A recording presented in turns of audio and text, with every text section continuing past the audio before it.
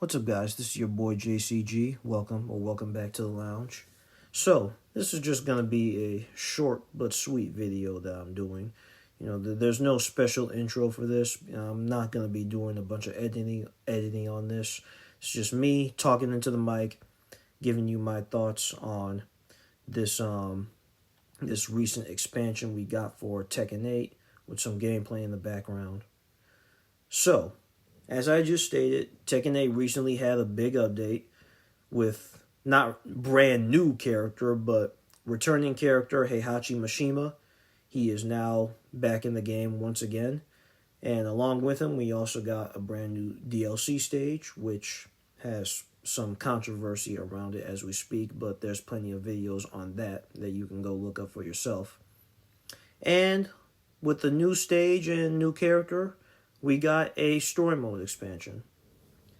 And this is pretty much what I want to discuss today, the story expansion that we recently got with Tekken 8 and what it means for the future of Tekken, I would say, in terms of like the story going forward and what will happen with these characters.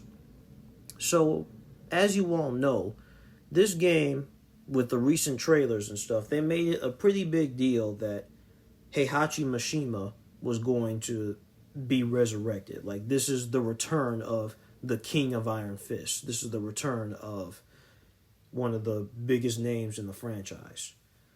Now, I think I made it clear in one of my previous videos that I actually was not all that happy with Heihachi returning. It's not because I have a huge hatred for the character, but, I just wasn't a big fan of him, and I thought that after Tekken 7 pretty much killed him off, or it looked like it killed him off completely, I thought we were going to move away from Heihachi for good and move on to introducing another villain or any more villains like Reina, for example. But, of course, Bandai Namco and the Tekken dev team felt like they couldn't have a Tekken game without him, so here we are. But what I want to talk about is why I'm not exactly happy with how they went about bringing back Heihachi in this story DLC. And I'll explain why. So, in the trailers that we've got, like I said, they made a big deal about the fact that he was resurrected, that he was somehow brought back from the dead after he seemingly fell in the lava at the end of Tekken 7, after his son threw him in the volcano. Now, the way they went about explaining how he survived that, it's kind of odd. Let me explain. In fact, before I do that, let me just show you this clip. And this clip comes from the YouTube channel Shirako, a channel that I'm subscribed to, so go subscribe to him. He's a great channel. But yeah, take a look at this clip. 三島平八殿あなた方に命を救われて早半年が経ちました。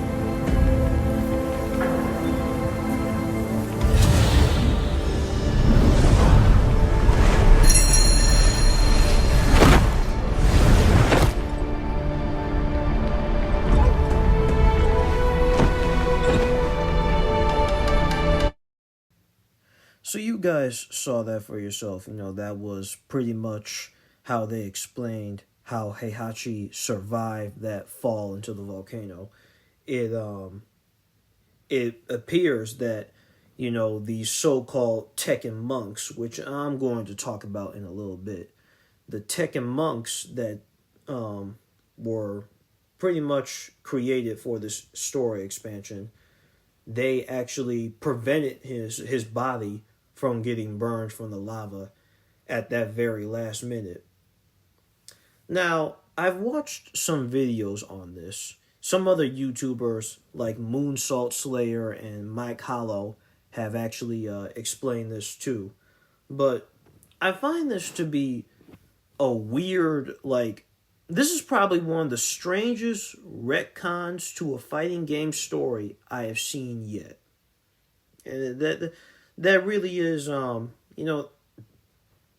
really is saying something, since, Mortal Kombat is like notorious for rebooting itself and retconning some things from its lore.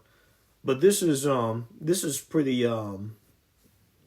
strange. So what Tekken 8 is essentially telling us is that despite the fact that Kazuya saw his father, literally watched his father fall into the volcano, into the pool of lava, that somehow Kaz didn't see some random person pop up out of nowhere and jump to save his father's life just before he got burned. I don't know how to feel, and I'll explain. It's like, look, as I stated, I was really hoping that Heihachi would not come back. Because much like how I felt about Bison with Street Fighter 6, I thought that this franchise was going to move on from its past villains. I thought this franchise was going to move on from having pretty much a mainstay villain be front and center for a large majority of its existence and move on to like brand new original characters. But that's not the case. It wasn't the case with Street Fighter 6 because they brought back Bison, and now it's not the case with Tekken 8 because they brought back Heihachi. And look, even if I wasn't like, here, let me just say this. You see, my issue with this is not so much the fact that they wanted to bring Heihachi back. My issue is that the way they went about retconning his supposed, in quotations, death, it just comes across as awkward. Well, not awkward, but just like odd, because if you remember, at the end of Tekken 7's story mode, it wasn't the lava that killed Heihachi. It was actually Kaz that successfully, he punched his dad in the chest so hard that his heart stopped. He punched his father in the chest so hard that his heart just stopped beating afterwards. And once that happened, Heihachi was confirmed to be, no longer alive. Like, he would pretty much just stop breathing. And after that, Kaz, like I said, he threw his dad's body into the volcano. But it just makes no sense how Kaz was looking down at his father literally falling to his death and somehow did not catch a random person coming out of the blue, catching his, at that point, then dead body at the last second. Now, they're probably going to try and come up with some reason as to why Kaz didn't see that, but, my thing is, it's just like, how was Heihachi able to, how was his heart able to keep beating after Kazuya pretty much stopped it from beating? That part needs some explanation, because I don't understand how you can just tell me that all of a sudden Heihachi's heart was able to beat again, even though Kaz punched it so hard to the point where it's like beat 3 times, and then after that it just stopped, like no more. And my thing is, maybe it has something to do with the so-called Tekken monks that were introduced into this story expansion. And the Tekken monks, it was said in the expansion that they are actually a sect of probably the old Mishima clan that created the Mishima style martial arts.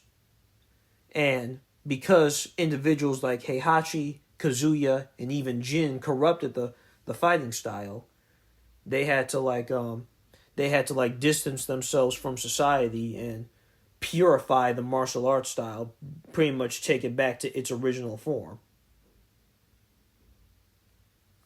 but it's just I thought, I don't know like how they went about, because they said in the story expansion that Heihachi, after the battle with Kaz, that he actually had amnesia, so he didn't really remember who he was. But it just comes across as weird, because like, how were they actually able to like resurrect him? Did they have some sort of magic that brought him back to life? Was one of, like, I think we had like a sorcerer in that group. Was one of the sorcerers there, like, or maybe not, I'm sorry, maybe not sorcerer, but like one of their magic users, I should say, was he able to like get his heart beating again with some sort of like I don't know, like ancient magic in this universe? I really don't know. They don't really explain that. But yeah, that's pretty much my take on the story expansion in Tekken 8. It's kind of weird, and like I said, it undermines the whole it undermines the final battle from Tekken 7 in my opinion. But tell me what you guys think below. This has been your boy JCG. I'm gonna get out of here. Like I said, short and sweet video. Thank you guys so much for watching. I'll see you later. God bless. I'm out. Deuces.